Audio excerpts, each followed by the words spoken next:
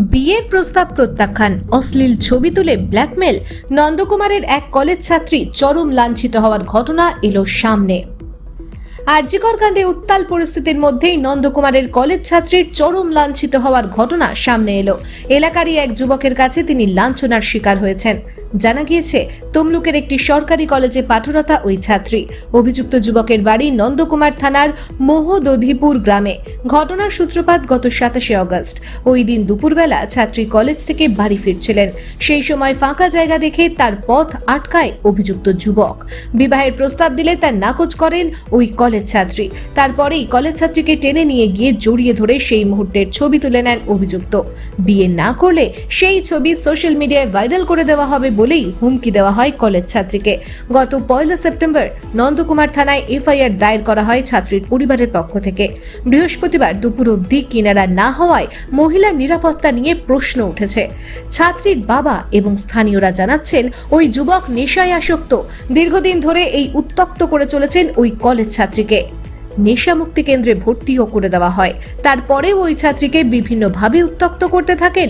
এখন তারা তাদের বাড়ির মেয়েকে কলেজে পাঠাতে ভয় পাচ্ছেন।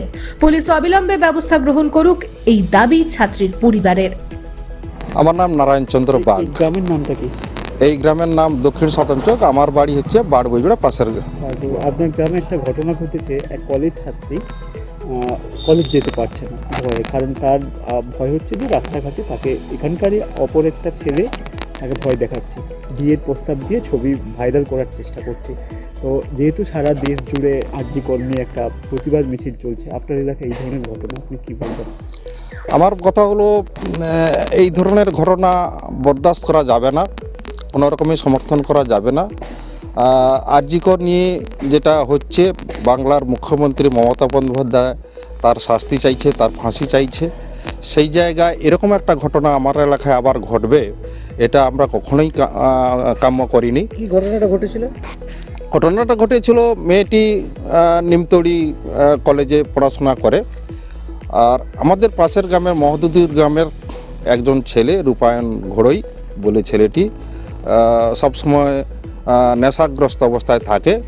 ওই মেয়েটিকে বারবার উত্ত্যক্ত করে বিয়ের প্রস্তাব দেয়। মেয়েটি কখনোই রাজি হয়নি, ওই প্রস্তাবে রাজি হয়নি।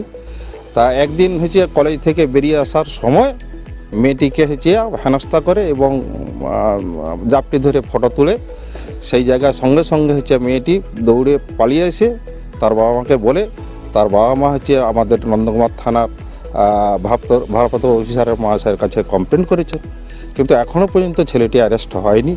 তা আমি চাইছি যাতে ওই ছেলেটি অ্যারেস্ট হয়ে উপযুক্ত শাস্তি পাক, এটা অবশ্যই আমি চাইছি, এলাকার মানুষও চাইছি।